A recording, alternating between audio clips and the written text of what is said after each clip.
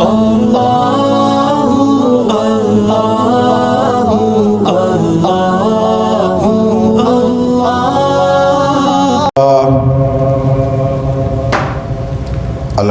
للہ رب العالمین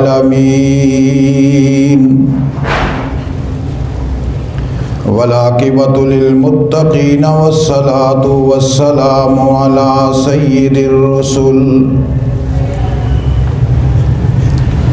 والصلاة والسلام علی سید الرسل وخاتم النبیین وعلى آلہ وأصحابہ الطیبین الطاہرین لا سیما علی الخلفاء الراشدین المہدیین ولعنۃ اللہ علی اعدائہم واعداء الاسلام والمسلمین اما بعد اعوذ باللہ من الشیطان الرجیم بسم اللہ الرحمن الرحیم هو الذي بعث في الأميين رسولا منهم يتلو عليهم آياته ويزكيهم ويعلمهم الكتاب والحكمة وإن كانوا من قبل لفي ضلال مبين قال اللہ تبارک وتعالی فی مقام آخر لقد کان لکم فی رسول اللہ اسوۃ حسنہ صدق اللہ العظیم اللہم صلی علی سیدنا و مولانا محمد وعلى آل سيدنا ومولانا محمد وبارك وسلم وصل عليه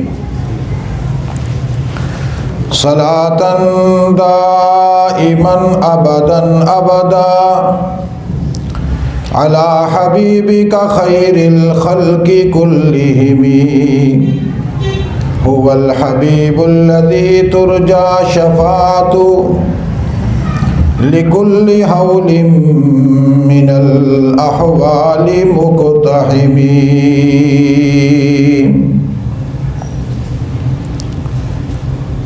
تلاوت کردہ قرآن حکیم کا وہ جامع اور مختصر حصہ جس کی بنیاد پر سرکار دو عالم صلی اللہ علیہ وسلم کی سیرت طیبہ تدریجاً ہر جمعہ میں تربیت اور اصلاح کی غرض کے ساتھ بیان کی جاتی ہے۔ اسی عنوان کے تسلسل میں غزوہ بدر کی تاریخی حیثیت اور اس کی حقیقت بیان کی جا رہی تھی۔ گزشتہ جمعہ اللہ کے رسول صلی اللہ علیہ وسلم نے مقام بدر میں صحابہ اکرام کی حفاظت اور ان کی مدد کے لیے اللہ سے جو دعا کی تھی اس کا ترجمہ اور خلاصہ عرض کیا تھا۔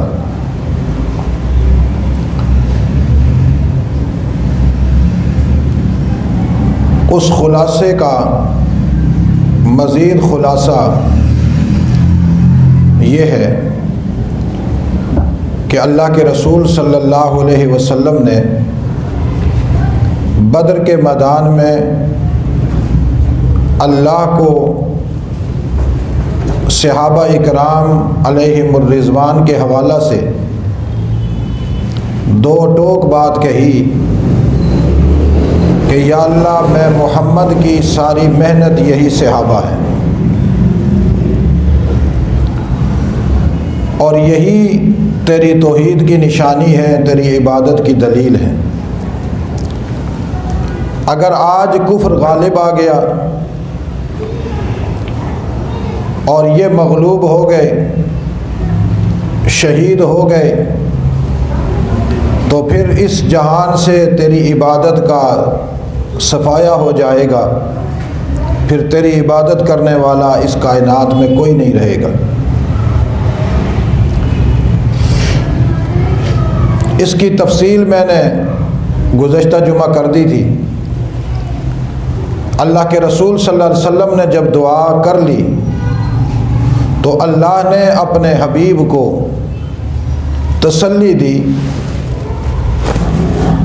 کہ آپ مطمئن رہیں،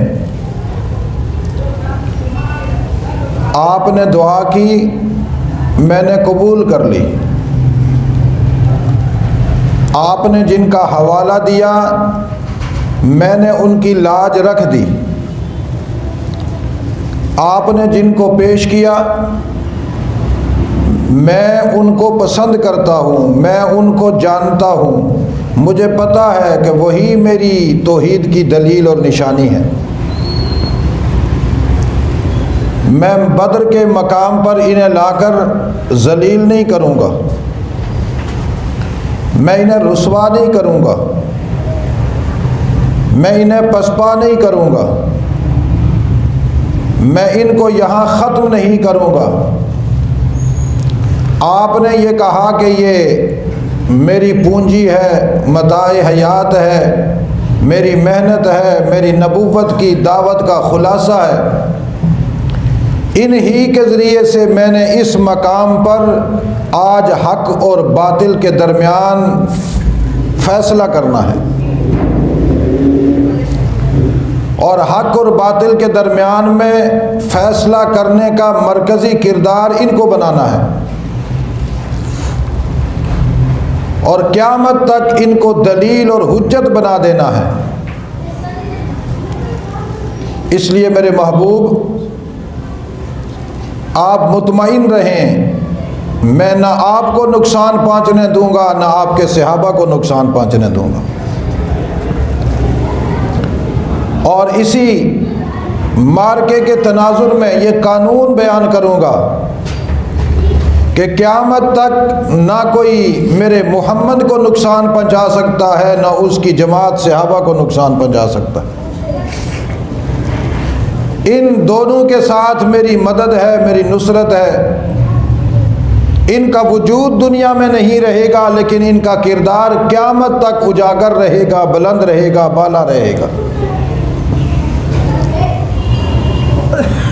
یہ نسلاً بعد نسل لوگوں کی زبانوں پہ بھی زندہ رہیں گے، ان کے کردار میں بھی زندہ رہیں گے، ان کے ایمان میں بھی زندہ رہیں گے، ان کے اخلاق میں بھی زندہ رہیں گے، ان کی زندگی کے ہر لمحے میں زندہ رہیں گے، حتیٰ کہ ان پر لوگ مرتے رہیں گے یہ پھر بھی زندہ رہیں گے۔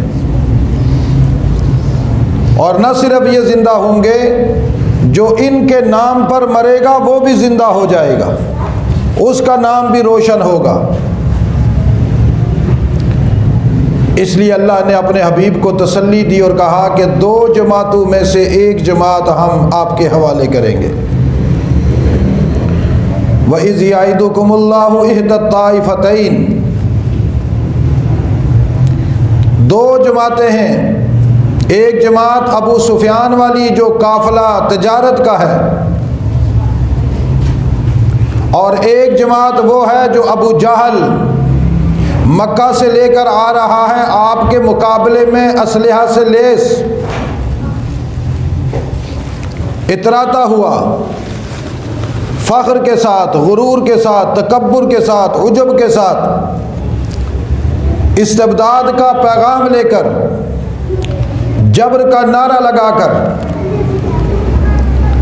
لیکن آپ کی تمنا یہ ہے کہ ان دو جماعتوں میں سے ہمیں وہ جماعت ملے کہ جس کے ساتھ ہمیں تکلیف نہ اٹھانی پڑے۔ وَإِذْ يَعِدُكُمُ اللَّهُ إِحْدَى الطَّائِفَتَيْنِ أَنَّهَا لَكُمْ، دو جماعتوں میں سے ایک تو آپ کو دیں گے، لیکن آپ کہتے ہیں کہ جو غیر شوکت والی جماعت ہے وہ ہمیں مل جائے۔ میں نے یہ فیصلہ کیا کہ غیر شوکت والی جماعت نہیں ملے گی، شوکہ والی جماعت ملے گی، تاکہ آج پتہ تو چلے اگر میں نے ابو سفیان کا قافلہ آپ کے حوالے کر دیا، قیامت تک لوگ کہتے رہیں گے تجارتی قافلہ تھا، محمد نے پکڑا۔ یہ کون سی بہادری ہے؟ تجارتی قافلہ تھا، صحابہ نے پکڑ لیا، یہ کون سی بہادری ہے؟ یہ کون سا جہاد ہے؟ چونکہ اللہ نے اپنی مخلوق کو تخلیق کیا ہے اور اللہ کو پتہ ہے کہ انسانوں میں کیسے کیسے ذہن رکھنے والے بدبخت بھی موجود ہیں۔ حالانکہ اگر ابو سفیان کے قافلے کو اللہ کے رسول اور صحابہ پکڑ لیتے وہ تب بھی جہاد تھا، اس لیے کہ مکہ میں سب سے زیادہ ظلم کرنے والے وہ تمام قریشی، ان میں ابو سفیان کے ساتھ چلنے والا جو قافلہ تھا یہ شامل تھے اس میں۔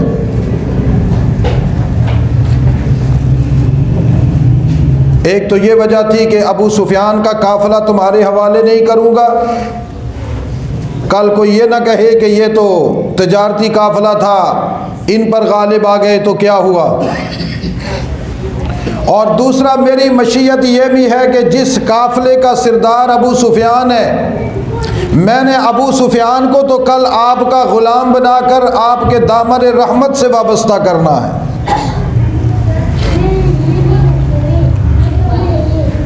لہذا ابو سفیان کو میں آپ کا غلام بنانے کا فیصلہ کر چکا ہوں، اس لیے میں اس کو باحفاظت مکہ پہنچا رہا ہوں اور اس کو آپ کا غلام بناؤں گا۔ اور جس کو مکے سے میں لا رہا ہوں قوت کے ساتھ، کبر کے ساتھ، غرور کے ساتھ اتراتا ہوا، اس کو میں آپ کے ہاتھوں سے آج ذلیل کروانا ہے اور اس کو یہاں پر میں نے عبرت کا نشان بنانا ہے۔ اللہ کے رسول صلی اللہ علیہ وسلم مطمئن ہو گئے کہ جماعت جو بھی ہو، طاقت والی ہو یا کمزور ہو، بے شک ہم بھی کمزور ہیں، مسلح نہیں، لیکن اللہ نے کہہ دیا ہے وہ بات پوری ہو کر رہے گی۔ لیکن اللہ نے کہا کہ میرا ارادہ یہ ہے کہ میں آج حق کو نکھیر کر رکھ دوں۔ یرید اللہ ان یحق الحق، اللہ کا ارادہ یہ ہے کہ آج حق کو میں نے صاف ستھرا کر کے الگ کر دینا ہے، وَيُبْدِلَ الْبَاطِلَ، اور باطل کو میں نے بالکل واضح کر دینا ہے کہ باطل کیسے ہوتا ہے اور حق کیسے ہوتا ہے۔ اگرچہ مجرموں کو یہ بات پسند نہیں، وَلَوْ كَرِهَ الْمُجْرِمُونَ۔ اب یہاں سے ایک بات سمجھ میں آتی ہے کہ اللہ نے بدر کا معرکہ کروایا حق کو سرخرو کرنے کے لیے، باطل کو مٹانے کے لیے۔ یہ قرآن پاک میں ہے، میں قرآن کی آیت کا ترجمہ کر رہا ہوں۔ بدر کا معرکہ کیوں ہوا؟ حق کو سرخرو کرنے کے لیے، بلند کرنے کے لیے، غالب کرنے کے لیے، واضح کرنے کے لیے، اور اس میں اللہ کا ارادہ ہے۔ قرآن کہتا ہے انما یرید اللہ، اللہ نے ارادہ کیا ہے۔ یرید اللہ ان یحق الحق ویبطل الباطل۔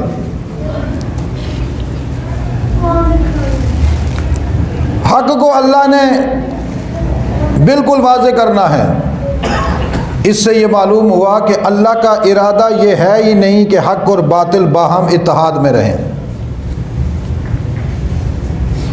اللہ کا ارادہ کیا ہے؟ دونوں کو الگ کرو، اور الگ بھی محمد اور محمد کے صحابہ کریں گے۔ قیامت تک یہ قانون بنا دوں گا کہ حق کے ساتھ باطل نہیں مل سکتا، باطل الگ رہے گا، حق الگ رہے گا۔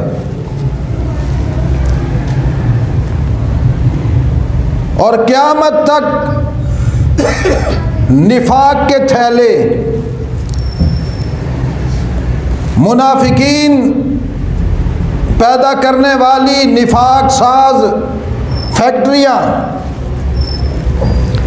وہ یہ مال مارکیٹ میں سپلائی کرتی رہیں گی کہ جی سب کو مل کر رہنا چاہیے، سب کو مل کر رہنا چاہیے، اتحاد ہونا چاہیے، بین المذاہب ہم آہنگی ہونی چاہیے، بین المسالک پیار ہونا چاہیے، وحدت وحدت، اور خود لوگوں کو گلی پہ لڑاتے ہیں، خود لوگوں کو سیاست پہ لڑاتے ہیں، خود لوگوں کو اپنی ذاتی مفادات کی غرض سے گلی محلے میں سیاست کے نام پر لڑاتے ہیں، اور مذہب کے بارے میں کہتے ہیں کہ حق اور باطل ساتھ ساتھ رہے۔ میں نے قانون یہ بنانا ہے میرے محبوب کہ آج حق کو غالب کر کے باطل کو مٹا کر یہ بتا دینا ہے کہ ہمیشہ حق غالب رہے گا باطل پر، اور ان کی کشمکش جاری رہے گی۔ حق کبھی بھی نہ باطل کو قبول کر سکتا ہے نہ قبول کرے گا،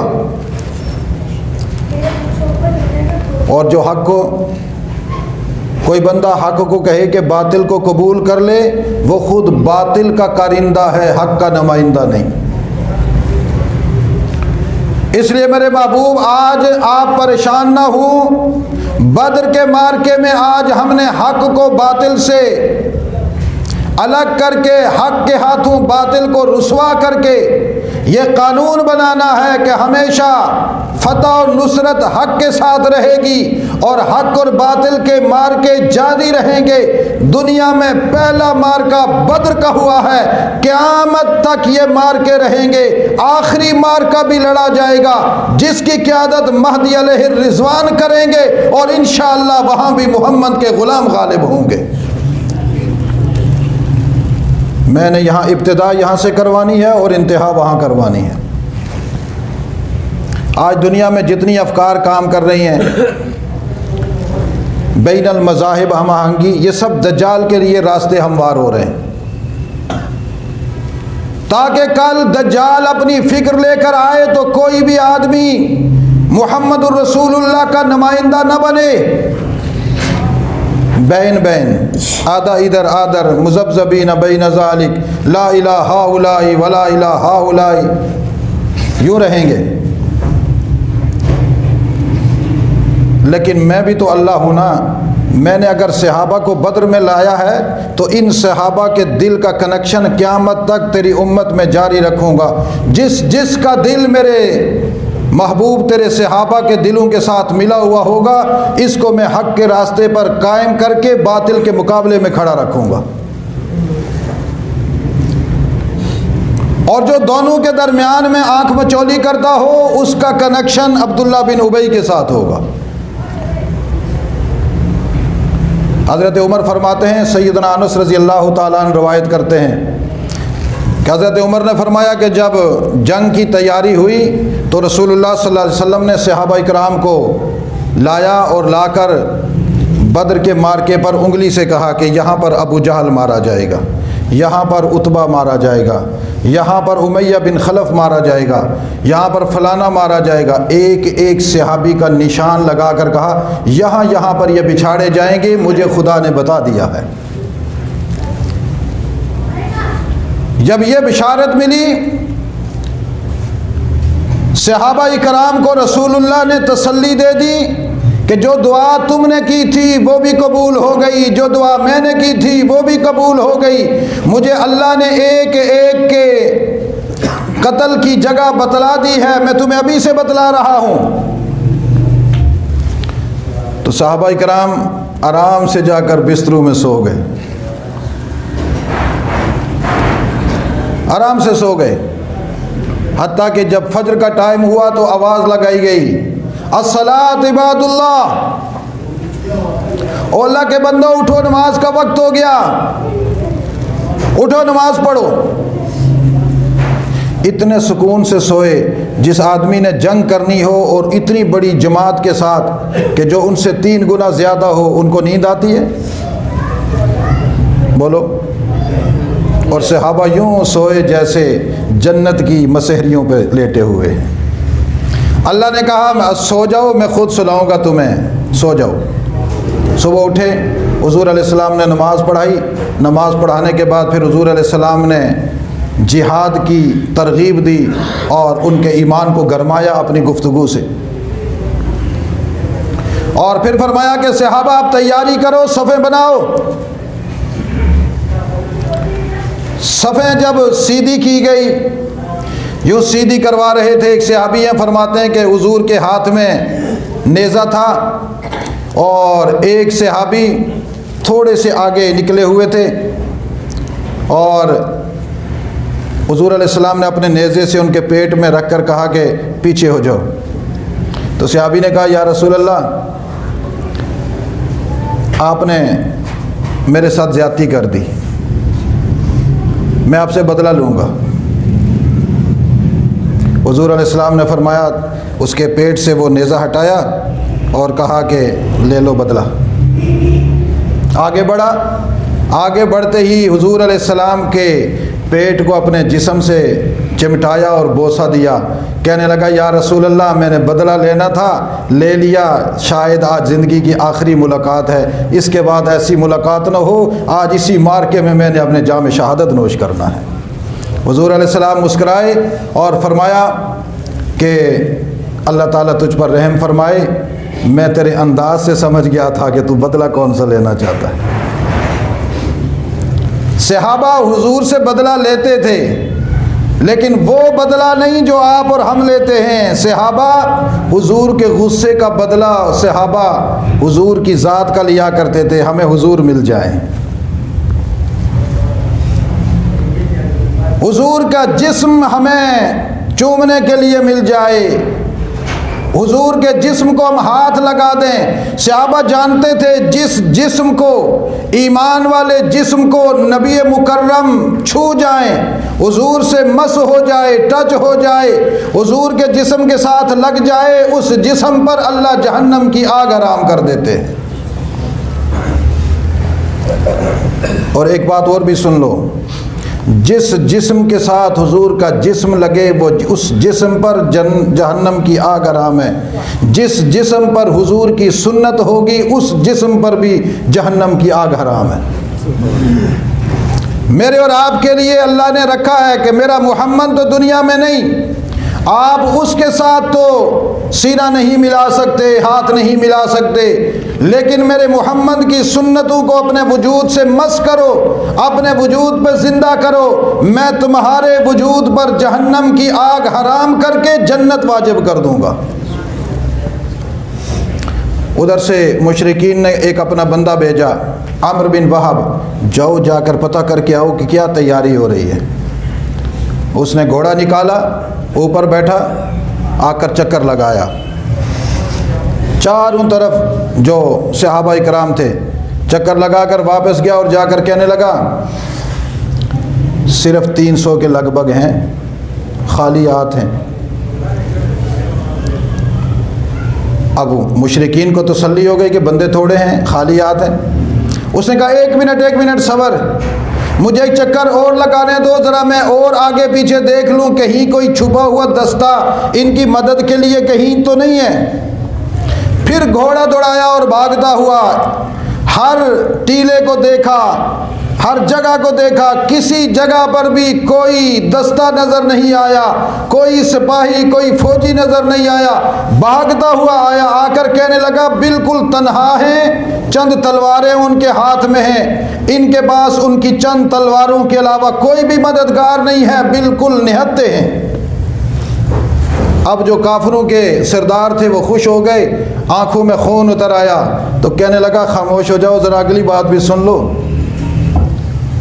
نہتے ہیں میں نے بتلا دیا، 300 کے لگ بھگ ہیں میں نے بتلا دیا، کوئی مددگار بھی نہیں ہے میں نے بتلا دیا، لیکن سنو میں اگلی بات کیا کہتا ہوں۔ اگلی بات یہ بتاتا ہوں، میں نے ان کی آنکھوں میں آنکھیں ڈال کر دیکھا ہے، رب محمد کی قسم، اس زمین اور آسمان کے رب کی قسم، میں بڑا کچھ دیکھ کر آیا ہوں۔ ان کی آنکھوں میں نے سرخ موت دیکھی ہے، ان کے گھوڑوں کی پیٹھ پر میں نے سرخ موت دیکھی ہے۔ مجھے لگتا یوں ہے کہ جب تک یہ 300 آدمی ہیں یا اس سے کچھ زائد اپنے مقابلے کے ایک ایک بندے کو نہ مار دیں، تب تک ان پر موت نہیں آئے گی۔ لہذا یہ 300 آدمی اگر ہمارے 300 بندے مار دیں اور پھر ہم ان کو ماریں، یہ تو برابر برابر ہو جائے گا، پھر زندگی کا فائدہ کیا؟ اللہ نے جو وعدہ کیا تھا نا مدد کا، اس کے بدلے میں صحابہ کی آنکھوں میں موت کا پیغام رکھ دیا تھا، صحابہ کی پیشانیوں میں موت کا پیغام تھا کفر کے لیے، صحابہ کے جو چند گھوڑے تھے ان کے اوپر بھی موت کا پیغام تھا، حتیٰ کہ بدر کے مقام کے ریت کے ذرے ذرے سے آوازیں آ رہی تھی، آج مشرکین مکہ کو یہاں قتل کیا جائے گا، رسوائی ہوگی۔ چونکہ وہ سمجھدار آدمی تھا، اس نے دیکھ لیا، اس کے پاس بیٹھا ہوا تھا حکیم بن حزام، اس نے کہا اچھا یہ بات ہے؟